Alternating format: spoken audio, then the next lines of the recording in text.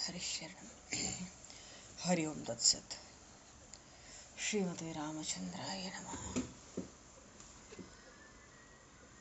नमः परमहंसाय स्वादितचरणकमलचिन्मकरन्दाय भक्तजनमानसनिवासाय श्रीरामचन्द्राय नमः।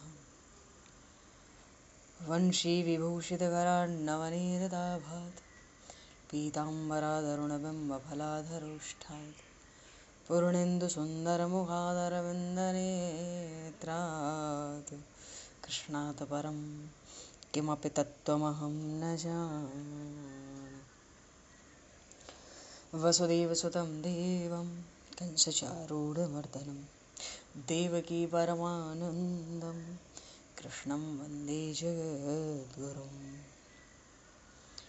गङ्गातरङ्गरमणीय जटाकलापं गौरीनिरन्तरविभूषत वामभागं नारायणप्रियं अनङ्गमदापहारं वाराणसीपुरपतं भज विश्वनाथं। प्रह्लादनारदपराशरपुण्डरीक व्यासि अम्बरीशशुकशौनकभीष्मदालभ्यान् रुक्माङ्गद अर्जुन वसिष्ठविभीषणादीन् एतानहं परं भागवतान् नमाम्यहम्। भक्त भक्ति भगवंत गुरु चतुर्नाम वपुए तिनके पद वंदन किए नाशहि विघ्न अनेक। बन्नहु गुरुपद गंज कृपा सिंधु नररूप हर महामोह तम पुंज जासु वचन रवि कर।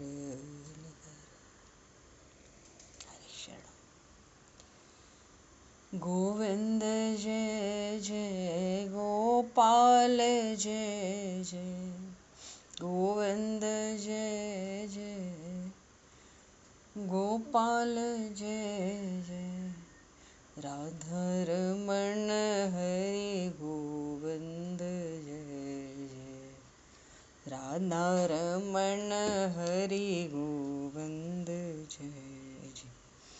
श्री राम जय जय ऋषिकेश जय जय श्री राम जय जय ऋषिकेश जय सीतारमण राम रघुनाथ जय जय सीतारमण राम रघुनाथ जय जय। गोविंद जय जय गोपाल जय जय राधारमण हरि गोविंद जय जय।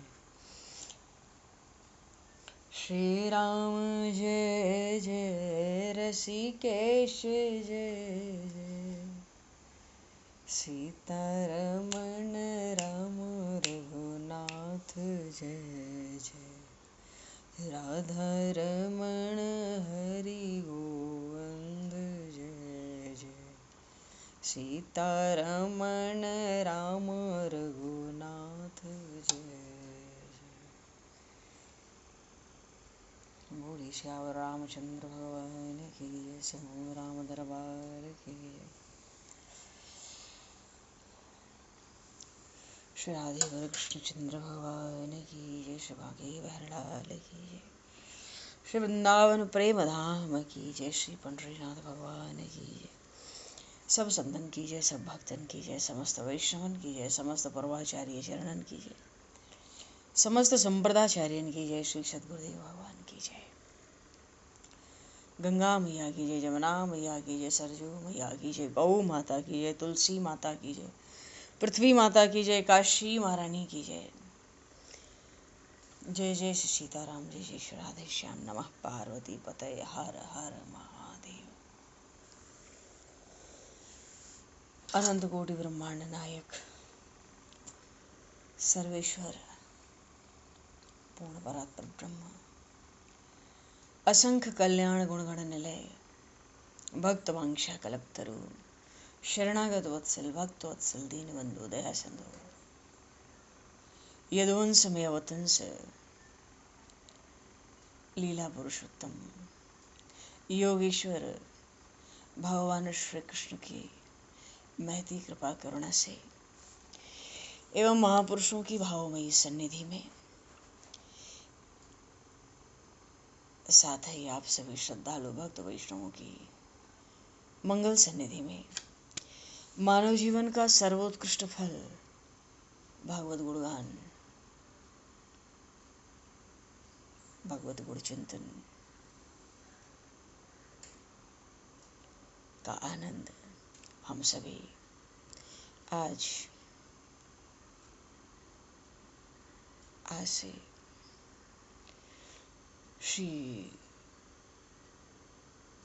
श्रीमद् भगवद गीता के चिंतन के माध्यम से प्राप्त करने जा रहे हैं।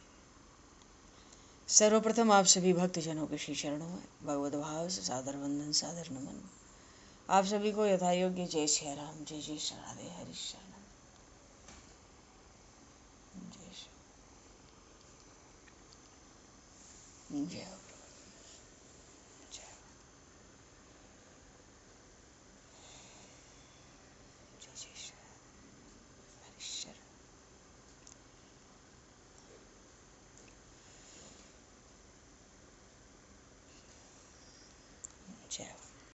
श्री कृष्ण गोविंद हरे मुरारे, हे नाथ नारायण वासुदेव, जिह्वे पिब स्वामृतमित देव, गोविंद दामोदर माधवेति। श्री रामचंद्र चरणौ मनसा स्मरामि, श्री रामचंद्र चरणौ वत्सा गृह्णामि, श्री रामचंद्र चरणौ सरसा नमामि, श्री रामचंद्र चरणौ शरणं प्रपद्ये।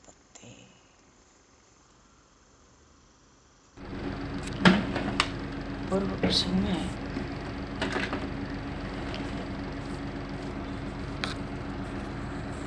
जब अच्छा देखो, आज तो सबसे पहले ये कि आज नरसिंह भगवान की प्रागट्य तिथि है और इस परम पावन अवसर पर श्री नरसिंह भगवान की इस जयंती कहे या प्रागट्य उत्सव कहे, सभी को बहुत बहुत बधाई और शुभकामना। आज के दिन नरसिंह भगवान प्रकट हुए, प्रहलाद जी महाराज के लिए भगवान भक्त वात्सल्य गुण लेकर प्रकट हुए। भगवान का माधुर्य अनंत है, ऐश्वर्य अनंत है, तो प्रभु का वात्सल्य भी अनंत कहा गया। चूंकि आज त्रयोदशी तिथि है, पर भगवान नरसिंह का प्रागट्य उस हिरण्यकश्यप के वध के लिए संध्या काल में हुआ। तो नरसिंह भगवान का जो पूजन है वो संध्या काल में ही संपन्न होता है। जैसे श्री कृष्ण जन्माष्टमी के अवसर पर भगवान का अभिषेक रात्रि 12 बजे, श्री रामनवमी के महान पर्व पर भगवान श्री राम का अभिषेक दिन में 12 बजे, ऐसे ही आज नरसिंह भगवान का संध्या काल में प्रागट्य उत्सव है। पर जो व्रत है वैष्णवों के लिए, भक्तों का जिनका व्रत होता है, उनका व्रत कल है, क्योंकि कल शाम तक तिथि है 6:30-7 बजे तक। पर जो पूजन का अवसर है वो आज ही है। तो नरसिंह भगवान के का ये जो प्रागट्य है, प्रहलाद जी महाराज को प्रभु ने आनंद दिया। गोस्वामी जी ने कहा ना, प्रहलाद जी महाराज की भक्ति को देखकर ऐसा कौन जो भक्ति के मार्ग पर पांव न रखे। तो प्रहलाद जी महाराज को आनंदित करने वाले, और न तो पूरा मनुष्य का शरीर, न पूरा सिंह का शरीर, ये तो नरसिंह हुए। बोलिए श्री नरसिंह भगवान की जय। हिरण्यकश्यप के वरदान ही ऐसे थे। भगवान को अपने विकराल नखों से उसके वक्ष को, उदर को विदीर्ण करना पड़ा।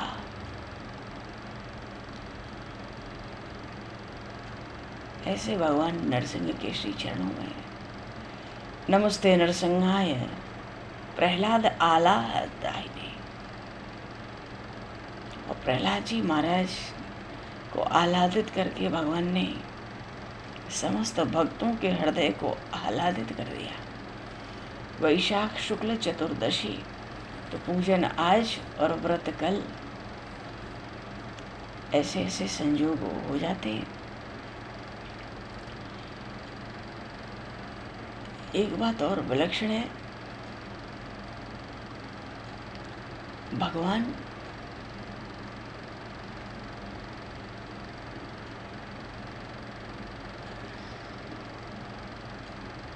जन्म जन्मांतर से जीव भगवत प्राप्ति के मार्ग में लगा है।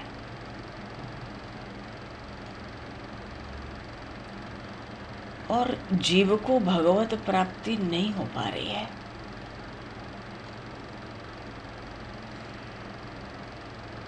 इसके पीछे विशेष कारण क्या है? हमारे भीतर कहीं न कहीं कुछ अंश में ये बात बनी रहती है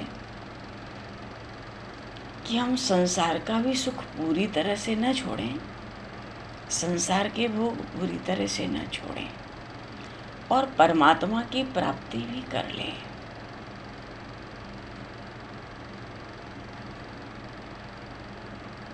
जो संसार के भोग हैं वो सब हमारे जीवन के दुखों के कारण हैं। इतने ही नहीं, उत्पत्ति के भी कारण हैं, जन्म का भी कारण ये भोग ही है। भोग का अर्थ है संसार का सुख चाहना और शरीर को आराम पहुंचाने की वृत्ति। शरीर को सुख होए, शरीर को आराम होए, तो जब तक इन भोगों का सर्वथा त्याग नहीं होता, अगर पूरी तरह से त्याग हो जाए तो जीव के निकट कोई दुख न आवे। अब संसार के भोग भोगें और दुख न आवे, ये अपने हाथ की बात नहीं है, वो तो आएगा। तो भीतर अगर शांति चाहिए, अगर ईमानदारी से शांति चाहिए, तो संसार के सुख हम न चाहें। सुख को पाने की थोड़ी भी जब तक इच्छा है, हमारा उद्धार नहीं हो सकता। जब कभी जीवन में आनंद होवेगा, आनंद मिलेगा, तो संसारिक सुखों को त्यागने से ही मिलेगा।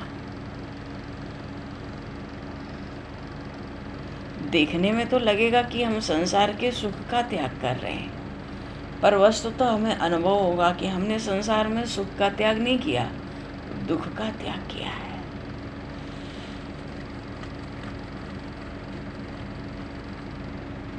और दुख क्यों आवे? जीव भगवान का स्मरण करता है, स्मरण मात्र से वो जीव सनाथ हो जाता है।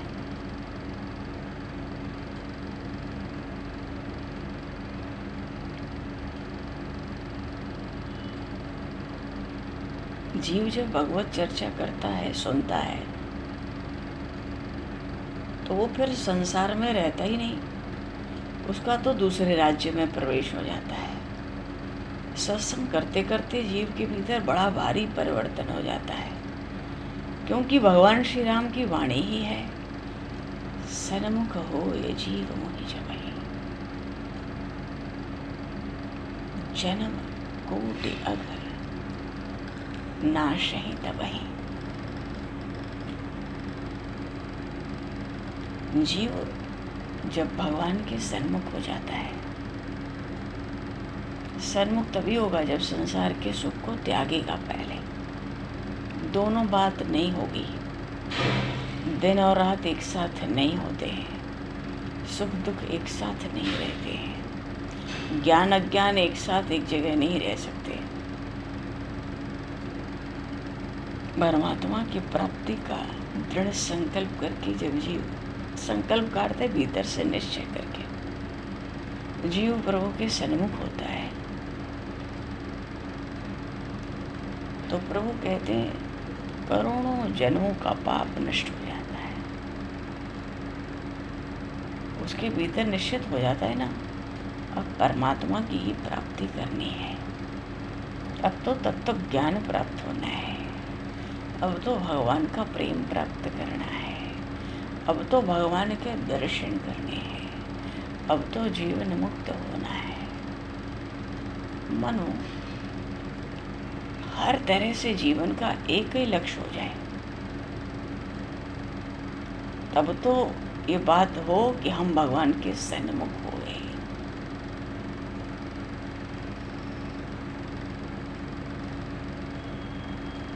अगर भीतर सुख को पाने की चाहना है, शरीर को आराम पहुंचाने में ख्याल है, तो हम संसार के ही सम्मुख हैं। अब सुख मिले चाहे ना मिले, हमारे शरीर को आराम होवे या ना होवे, इससे मतलब नहीं। हमें सुख मिले, भोग मिले तो बढ़िया, ना मिले तो बढ़िया, तब संसार से विमुखता होगी। भगवान ने 3रे अध्याय में अर्जुन जी से विषयों का जो विष है खूब समझाकर कहा,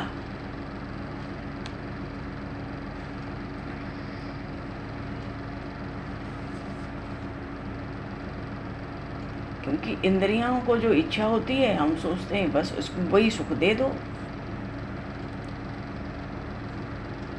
सुख देते चले जाते हैं तो बड़ा अच्छा लगता है, हमें लगता है बड़ी शांति मिल रही है अंदर। हमारे मन में जो बात होती है हम सब पूरा करते हैं।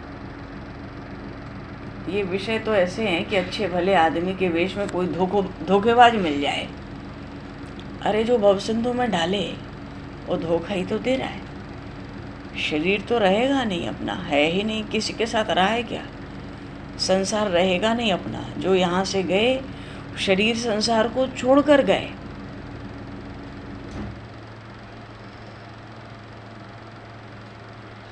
अब भूल से भी विष ले लिया जाए और खाने में मीठा भी लगे तो प्राण तो लेकर ही रहेगा ना। जब तक विषय की वासना इंद्रियों में है, सहज में मनुष्य को सुख का चस्का लगा देती है। विषय की वासनाओं का काम भी तो ये बुद्धि को पकड़ के नष्ट कर दो।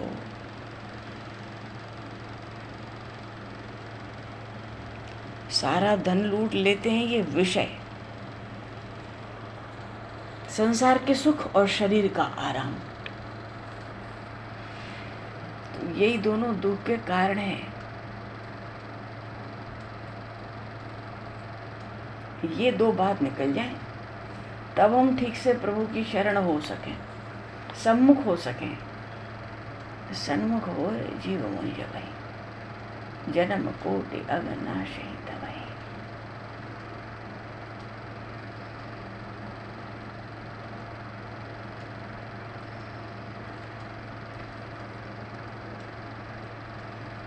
जो भोगी होगा वो दुखों से नहीं बच सकता।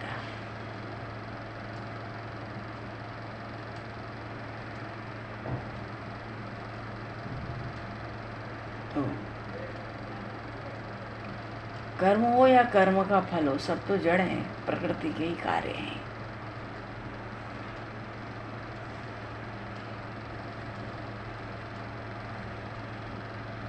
सूर्य भगवान नित्य प्रकाश देते हैं, फिर भी हमारे यहाँ दिन रात दो होते हैं।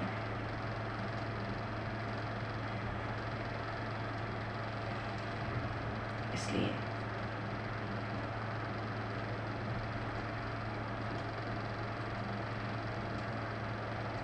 परमात्मा की जो प्राप्ति है,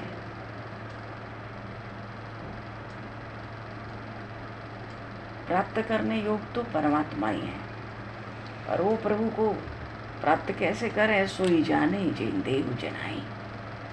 भगवान जनाएंगे वो ही जान पाएगा। ये तो भगवान को जानना पाना प्रभु पर ही निर्भर है, हमारे ऊपर कुछ निर्भर नहीं है। हमारे ऊपर जिम्मेदारी है कर्तव्य की, भगवान ने स्वधर्म के आचरण को प्रधानता दी।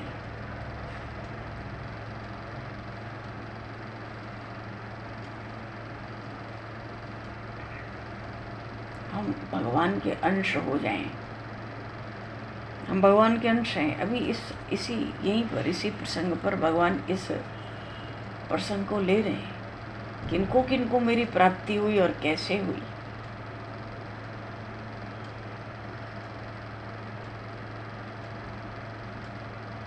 जीव ये स्वीकार कर ले हम भगवान के अंश हैं, तो महापुरुष कहते हैं भगवान की प्राप्ति में देरी होना फिर संभव नहीं रहता है। अब जीव भगवान का अंश है ही। गीता जी में प्रभु ने कहा ममैवांशो जीव लोके जीवभूत सनातन। प्रभु तो कह रहे हैं मेरा अंश है। रामचरितमानस में भी कहा ईश्वर अंश जीव अविनाशी। प्रभु ने कहा प्रभु का अंश है। जब हम भगवान के अंश हैं तो भगवान पर पूरा अधिकार हो गया ना।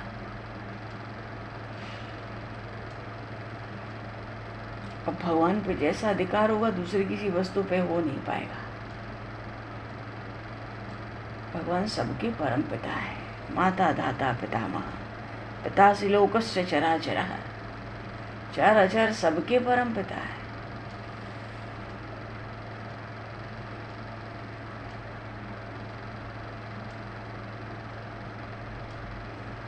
गीता जी में नई नई बातें आती हैं।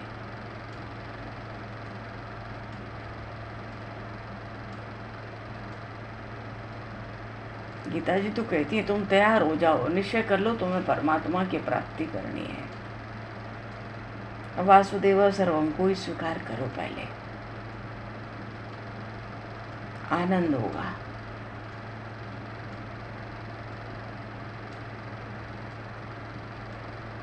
क्योंकि सब कुछ परमात्मा ही है।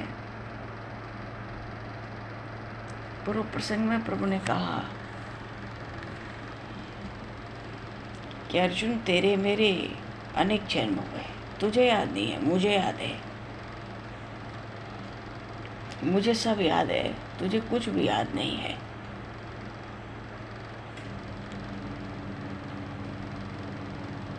वहाँ दो बातें भगवान ने बताई। ये 3 श्लोक हैं, चौथे अध्याय में आए हैं। 6, 7, 8, 6, 7, 8, 6, 7 और 8। प्रभु कहते हैं इन 3 श्लोकों को जो वो तत्व से समझ ले, इनके बाद की गहराई को समझ ले, उसका पुनर्जन्म नहीं होता। वो इतने से ही भवसिंधु से निकल जाता है, छुटकारा हो जाता है उसका। मरने के बाद नहीं, जीते जी मुक्त हो जाता है। 3 श्लोकों का जो तत्व समझ ले। तो पहले श्लोक में प्रभु ने यही कहा, 6ठे श्लोक में यही कहा, जन्म तो मैं लेता हूँ तो अजन्मा, माया के सहयोग से जन्म धारण करता हूँ, पर मूल में मैं निराकार ही रहता हूँ, अनाम और अरूप ही रहता हूँ। फिर भी ऐसा भास होता है कि मैं अवतार लेता हूँ, प्रधाम चला जाता हूँ। मानो स्वयं तो निराकार हूँ, पर जब माया का सहारा लेता हूँ तो कुछ कर्मों को, कुछ प्रयोजन को निमित्त बनाकर साकार होकर अवतार लेता हूँ।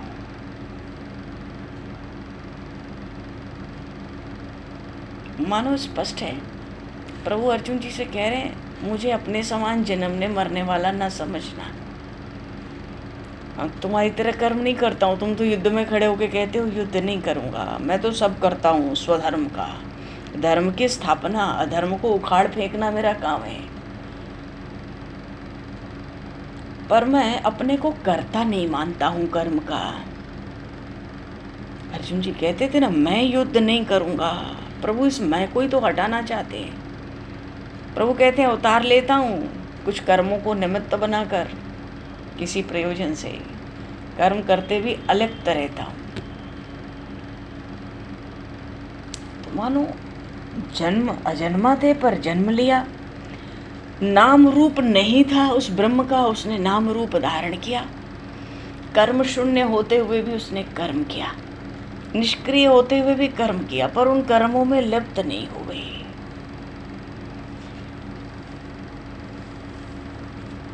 भागवत में एक जगह भगवान ने ऐसी अद्भुत बात कही। उद्धव जी से भगवान श्री कृष्ण ने एक जगह कहा, एकादश स्कंद में कहीं पर, कि उद्धव, ये जो वासुदेव सर्वम का भाव है कि कण कण में परमात्मा है, एक ही सत्ता है, एक ही आत्म तत्व है, उसी का सब विस्तार है, वो अखंड है, एक रस है, अद्वितीय है। इसी ज्ञान के बल पर मैंने करोड़ों बार सृष्टि की रचना की, पर मैं कभी भी कर्म में लिप्त नहीं हुआ। बोलिए श्री योगेश्वर भगवान श्री कृष्ण चंद्र की जय। ऐसे ही बोलते हैं प्रभु। तो ठीक है, तुम निराकार हो, साकार होकर आते हो, किस कर्म को निमित्त बनाते हो, साकार होने के लिए तुम माया का सहारा लेते हो, यही ना? तो आते ही क्यों हो? वो कौन से कर्म हैं जिनके लिए तुम्हें आना पड़ता है? प्रभु ने कहा, अभ्युत्थानम यदा यदा हि धर्मस्य ग्लानिर्भवति भारत। अभ्युत्थानम अधर्मस्य, बात तो सब धर्म की ही है। तदात्मानं सृजाम्यहम्। हर युग में, युगे युगे, हर युग में धर्म की रक्षा मैं ही करता हूँ। कभी तो रामायण में कहा गया, रामो विग्रहवान धर्मो, भगवान का श्री विग्रह साक्षात धर्म की मूर्ति है। तो वो कह रहे हैं, युग युग में धर्म की रक्षा मैं करता हूँ। अब अधर्म अगर धर्म को दबोच लेगा तो मैं भी अपने अजन्मा भाव को भुला देता हूँ,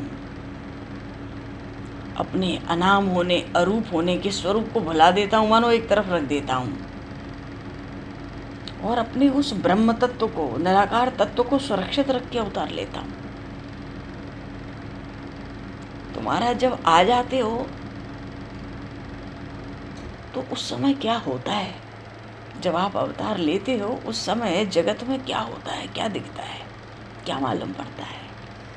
प्रभु ने कहा, परित्राणाय साधूनाम। ये 3 श्लोक बड़े सुंदर प्रभु ने अपने अवतार के रहस्य ऐसे बोले, और कहते हैं जो भीतर बिठा ले तो फिर उसका पुनर्जन्म ही ना हो, इस तत्व को जानकर बस। तो परित्राणाय साधूनाम, धर्म संस्थापनार्थ है। सब बातें हो गई। धर्म के लिए साकार होता हूँ, अज्ञान का नाश करता हूँ, अधर्म की जड़ उखाड़ देता हूँ, साधुओं को आनंदित करता हूँ, योगी जनों की तो प्रकाश में दिवाली ही कर देता हूँ, पाप नष्ट हो जाते हैं, पुण्य उदित हो जाते हैं। इन कार्यों के लिए हरियुग में अवतार लेता हूँ। इसको, इस रहस्य का जिसको ज्ञान हो जाए, इस तत्व की जिसको पहचान हो जाए, उसी को विवेकवान जानो, वही विवेकी है। और ये 3 श्लोक कह के प्रभु बड़ी सुंदर बात कहते, जन्म कर्म च मे दिव्यम एवं यो वेत्ति तत्वतः त्यक्त्वा देहम पुनर्जन्मा नैति मामेति सो अर्जुन। तो अजन्मा का जो भाव है वो तो सुरक्षित रख के जन्म लिया, कर्म शून्य होने पर भी मैंने कर्म किया। तो जो मनुष्य मेरी इस अलिप्त भाव को जानते हैं कि प्रभु तो आसक्ति से रहित होकर कर्म करते हैं, उन्हीं को परम मुक्त जानो। तो जो ऐसे मनुष्य इस बात को समझ जाते हैं कि भगवान तो कर्म करते हैं मानो एक तरह से परोपकार के लिए, दूसरे के हित के लिए, जगत के कल्याण के लिए, प्राणी मात्र के कल्याण के लिए। तो ऐसे मनुष्य जो जानते हैं, इस बात को समझते हैं, इस तत्व को। संसार में रहकर भी कर्मों में आसक्त नहीं होते। शरीर धारण करने पर भी शरीर भाव से नहीं बंधते कि मैं शरीर हूँ। और जब कभी पंच तत्वों में उनका शरीर विलीन होता है, वो तुरंत मुझे प्राप्त होते हैं, तत्क्षण।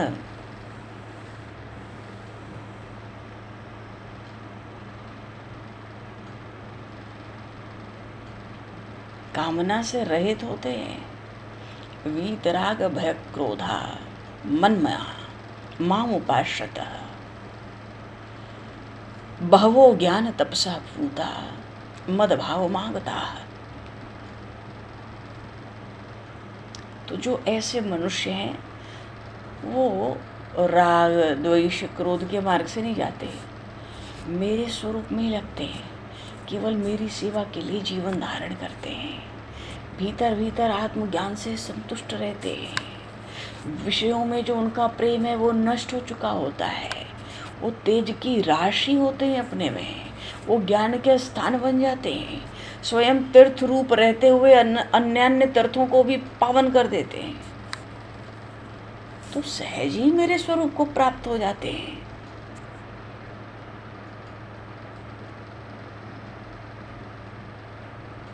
अब मान लो पीतल है, पीतल की धातु है। अब पीतल का सारा जंग, उसकी कालिमा नष्ट कर दी जाए तो सोना प्राप्त करने के लिए कौन सा बड़ा प्रयोजन रह जाता है फिर।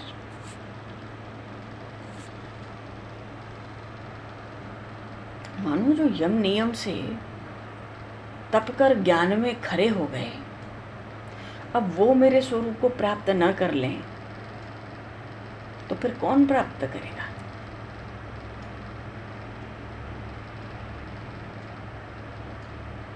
और इसी प्रसंग पर प्रभु ने कहा, ये यथा मां प्रपद्यन्ते तांस तथैव भजाम्यहम्।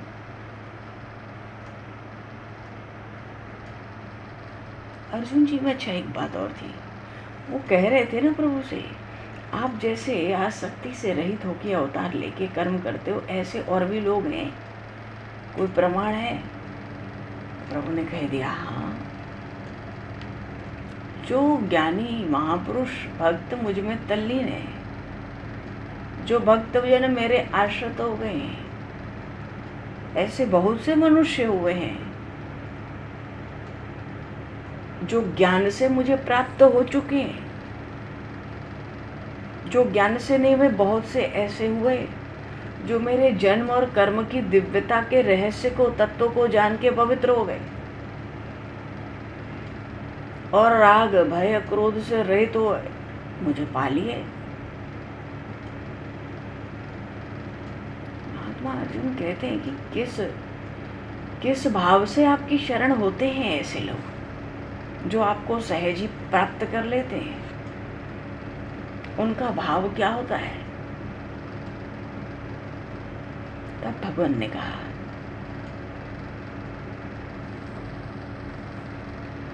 ये यथा मां प्रपद्यन्ते तांस तथैव भजाम्यहम् मम वर्तमानो वर्तन्ते मनुष्याः पार्थ सर्वशः।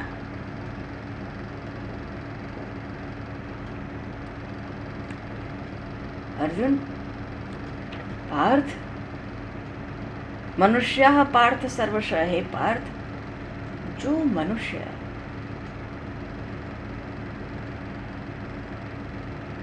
संसार से विमुख होकर मानो अपने भोगों की कामना, सुख की चाहना, शरीर का आराम, इनसे बिल्कुल ध्यान न डाले, मिले न मिले। तो पहले क्या कहा प्रभु ने, जो मनुष्य संसार से विमुख होकर इनको सुख भोग संग्रह को जब तक नहीं त्यागेगा, जीव भगवान के सम्मुख नहीं माना जाता है। मनुष्य संसार से विमुख हो पहले, और फिर जिस भाव से मेरी शरण हो जाता है, जो भी मनुष्य मेरी शरण होने में वो जो भी भावना रखता है, मैं भी उसके साथ उसी भाव से मानो वैसा ही बर्ताव करता हूँ।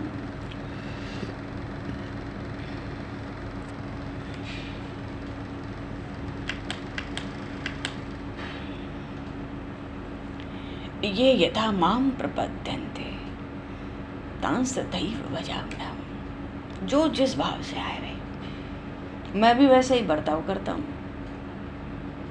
तो जब मैं ऐसा व्यवहार करता हूँ जैसा वो भाव रखता है, उसी भाव को पुष्ट करने का व्यवहार करता हूँ, तो संसार मात्र के मनुष्य पर बड़ा प्रभाव पड़ता है इसका। तो जो दूसरे हैं वो भी स्वार्थ छोड़ते हैं, अभिमान का त्याग करते हैं और शरण भी होते हैं मेरी, और संसार में परोपकार भी करते हैं। अब प्रभु कहते हैं, देखो तुम ये बात अच्छी तरह से जान लो कि मनुष्य मात्र में स्वभाव से ही मेरी भक्ति की भावना होती है। बड़ी विलक्षण बात प्रभु ने कही, बुद्धि में ना समावे, पर कितनी सुंदर है। जो मनुष्य है, मनुष्य जाति में है, योनि में है, उसके अंदर ये सहज स्वभाव है, मनुष्य मात्र में मेरे ही प्रति भक्ति उसके अंदर रहती है। मानो सबके मन का झुकाव मेरी भक्ति करने के तरफ रहता है। पर ज्ञान के बिना मनुष्यों का पतन हो जाता है।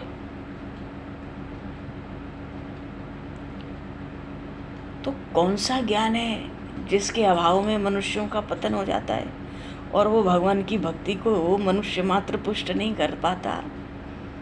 तो प्रभु कहते हैं वो ज्ञान के बिना का अर्थ है वहाँ कुछ अज्ञान होगा। वो अज्ञान है भेद बुद्धि। मैं तो एक हूँ, पर मुझ में अनेक की कल्पना कर लेता है। तो जो भेद से रहित एक आत्म तत्व है, वो मनुष्य जिनमें ज्ञान नहीं है, वो उसमें भी बहुत सा भेद उत्पन्न कर लेते हैं अपने से, अलग अलग नाम, अलग अलग रूप। अब आत्म तत्व का क्या अर्जुन कोई नाम रूप हो सकता है? पर जहाँ ज्ञान का अभाव है, वो आत्म तत्व जो नाम रूप से रहित है, उसका भी नाम और रूप निश्चित कर लेते हैं।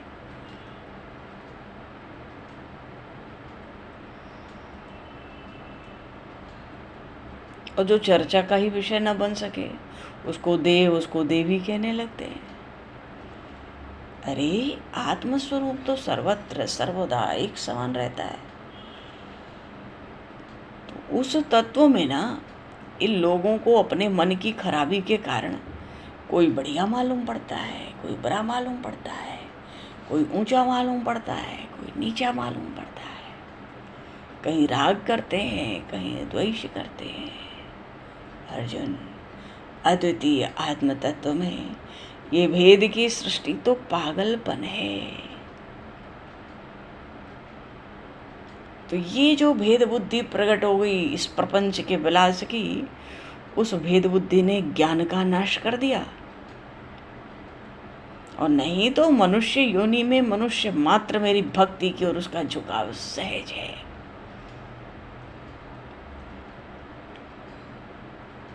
तो भेद बुद्धि मानते हैं तो क्या करते हैं? क्षिप्रम ही मानुषे लोके सिद्धर भवति कर्मया। अपने मन में तरह तरह की कामनाएं रख लेते हैं, और जो ठीक ठाक विधि विधान हो, अपने पसंदीदा जो अनेक देवी देवता हैं उनकी उपासना शुरू कर देते हैं। तो जो जो इच्छा रखते हैं, अभिलाषाएं होती हैं वस्तुओं की, उपासना कर करके देवी देवताओं की, उनको वो प्राप्त भी हो जाती है। पर एक बात कहता हूँ,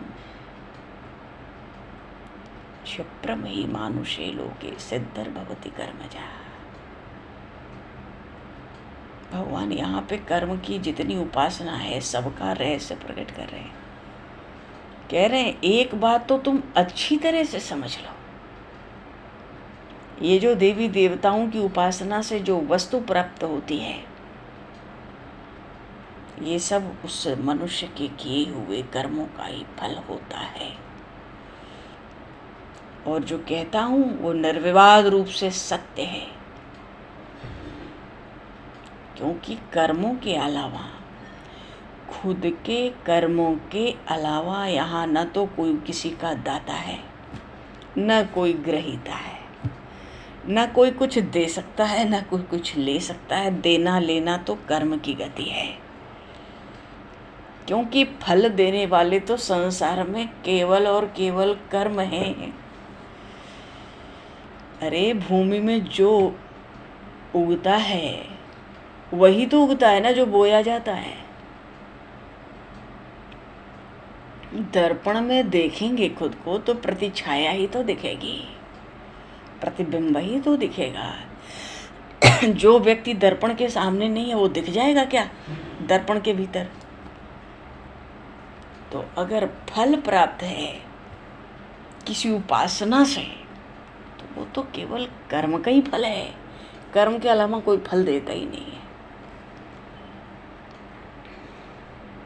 अब किसी पर्वत के नीचे खड़े होकर कुछ कहा जाए जोर से तो उसकी प्रतिध्वनि सुनाई तो पड़ती है। भगवान ने कहा देखो ये बात ठीक है कि जितने भी ये सब देवी देवता हैं इनके भजनों का मैं ही साक्षीभूत हूँ, फिर भी उपासक की भावना के अनुसार उसे भजन का फल प्राप्त होता है।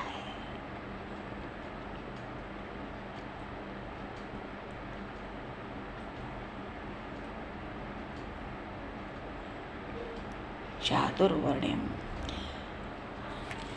एक बात बीच में रही। भगवान कह रहे थे ना कि मेरे जन्म और कर्म बड़े दिव्य हैं, इनको तत्व से जानकर ही पुनर्जन्म की इन परंपराओं से छुटकारा हो जाता है।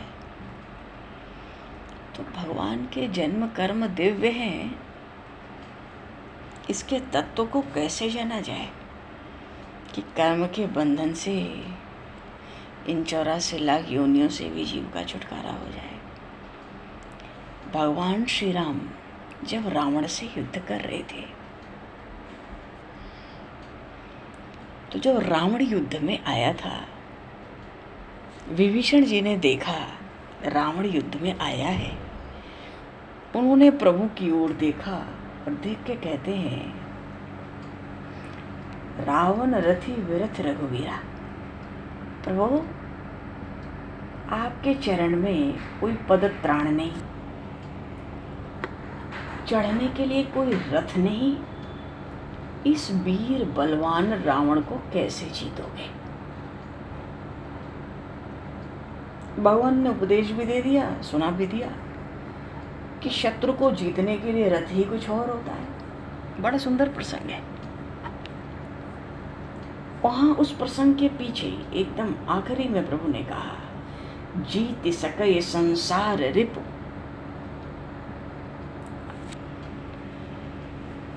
क्या है?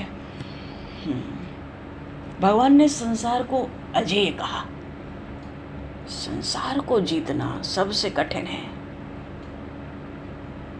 तो कुछ है ऐसे ही दोहा है, मानो जो इस उसका भाव ये है कि अजेय, इस संसार को जो जीते वही वीर है, एकमात्र वीर तो वही है जो भवसिंधु से निकल जाए। मानो अजय संसार रिपु, संसार भी तो ऐसा शत्रु है, अजेय है, इसको कोई जीत नहीं सकता, पर वीर वही है जो इसको जीत ले, इससे निकले आवे बाहर। एक संत कहते थे संसार न जाने कब से आपके पीछे पड़ा है, क्या आप संसार से छुटकारा पा सकते हैं? स्वयं उत्तर देते थे समय समझाएगा आपको, जूता मार मार के समझाएगा कि जब तक आसक्ति हम नहीं छोड़ेंगे ना, भोग सुख की कामना, शरीर को आराम पहुंचाने की इच्छाएं, तब तो संसार के थपेड़े पड़ ही रहे हैं। पता नहीं कब से पड़ रहे हैं, कब तक पड़ेंगे। तो भगवान का वो तत्व, भगवान के जन्म और कर्म जो हैं, कर्म का अर्थ है उनकी लीला चरित्र है, ये दिव्य होते हैं। प्रभु कहते हैं इस तत्व को ठीक से समझ लो तो तुम्हारा जन्म ही न हो। तो अजय संसार रिपु जो है, प्रभु श्री राम ने कहा, उसको जीतने के लिए यहाँ भगवान श्री कृष्ण कह रहे हैं तो तुम इस बात को समझ लो तत्व से, तो ही तुम्हारा संसार छूट जाए। तो तत्व क्या है? भगवान जन्म कर्म च मे दिव्यम एवं यो वेत्ति तत्वतः त्यक्त्वा देहम पुनर्जन्म नैति मामेति सो अर्जुना। दिव्य कहने का अर्थ है, जन्म और कर्म दिव्य होने का अर्थ है अलौकिक, उनकी अलौकिकता का होना। बस यही बात तत्व से समझनी है। तत्व क्या है? जो सर्वशक्तिमान सच्चिदानंद घन परमात्मा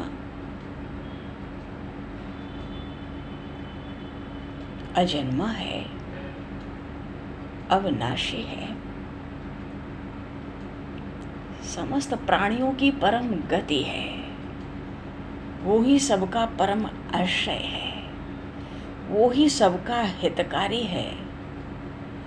और ऐसा अजन्मा परमात्मा जिसका न नाम है न रूप है, केवल धर्म की स्थापना के लिए, जब जब अधर्म दबोच लेता है धर्म को,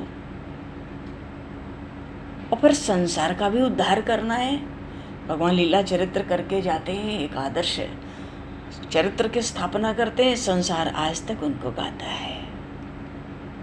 तो जब जीव गाता है भवसागर जा पार जो पावा, राम कथा ता कर दृढ़ नावा, तो उन चरित्रों को जीव गाते हैं और सहज ही कीर्तन करते करते पार हो जाते हैं। तो एक तो धर्म की स्थापना के लिए वो अजन्मा अविनाशी सबकी गति, अंतिम आश्रय, धर्म की स्थापना करने वो आता है, संसार का उद्धार करने के भी निमित्त आता है।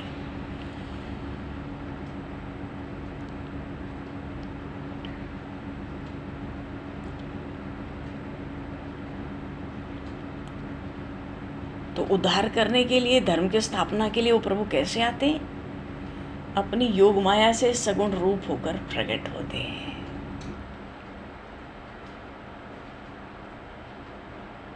जैसे हनुमान जी महाराज को उपदेश देते समय तत्व ज्ञान का, श्री जानकी माता ने कहा, जब तक मेरे स्वामी की दृष्टि मुझ पर है तभी तक मेरा अस्तित्व है। तो योग माया का, उस प्रकृति के महाविलास का अस्तित्व कब तक है? जब तक उस पर परमात्मा की दृष्टि है। मानो उसी योग माया को स्वीकार करते हैं, जिसको सहज भाव में कहते हैं, सहज भाषा में माया का सहारा लेकर, प्रकृति का सहारा लेकर प्रभु अवतार लेते हैं। तो जहाँ योग माया का सहारा लिया, उसको माध्यम बनाया, वो निर्गुण निराकार ब्रह्म सगुण साकार होकर प्रकट हो जाता है।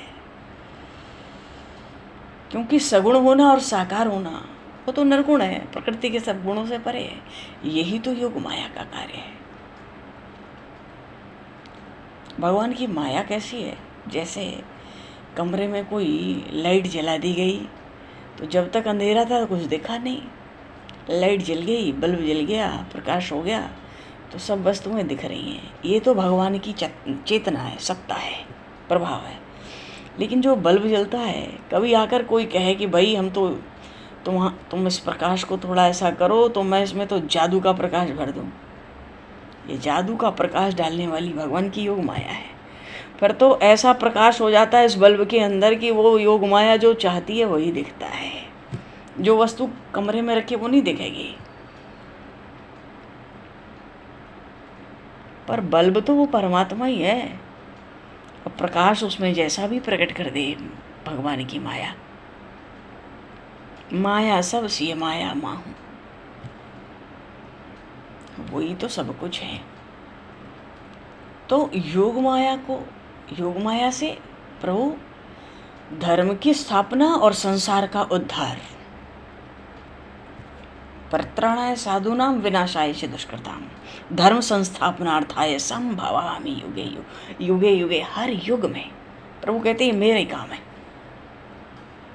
तो ये दोनों काम को पूरा करने के लिए योग माया से सगुण रूप लेकर प्रकट होते हैं। अब ऐसे परमेश्वर से बढ़कर सुहृदय कोई हो सकता है? सब पर स्वार्थ रहित दया और प्रेम, वैसा प्रेमी भी कोई नहीं हो सकता। इतने पतित मिलते हैं अधर्म के नाश करते समय, सबको अपने धाम भेज देते हैं, ऐसा पतित पावन भी कोई दूसरा नहीं। मानो भगवान के इन गुणों को समझकर हृदय में धारण करके जो मनुष्य उन्हीं भगवान का निरंतर प्रेम से स्मरण करता है और भैया संसार में रहे, काम धाम करे, तो आसक्ति को निकाल के अलग कर दे, राग को दूर कर दे, तो संसार का काम तो ऐसा करे कि आसक्ति है नहीं, राग है नहीं, चाहे तो आज रात को ही सब समाप्त हो जाए, सीताराम, आसक्ति नहीं, और निरंतर भगवान का चिंतन स्मरण अनन्य भाव से। अनन्यता क्या है?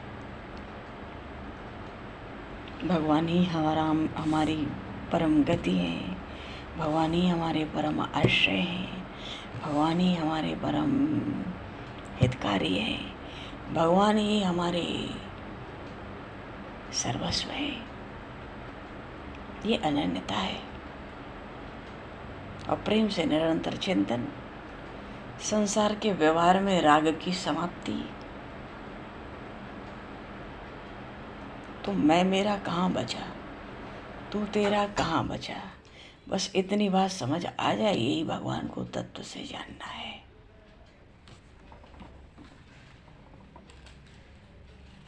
यही तत्व से जानना है कि वो ब्रह्म ही, निर्गुण ब्रह्म ही साकार रूप लेता है, योग माया के प्रभाव से लेता है। थोड़े ज्ञानियों की सभा में बैठे तो खूब तर्क होता है वहाँ, ऐसे कैसे, ये कैसे, ऐसा कैसे। वो परमात्मा ही जो अजन्मा अविनाशी है, धर्म की स्थापना के लिए, संसार के जीव मात्र के उद्धार के लिए अपने ही प्रकृति, अपनी ही योग माया से सगुण रूप होकर वो प्रकट हो जाता है।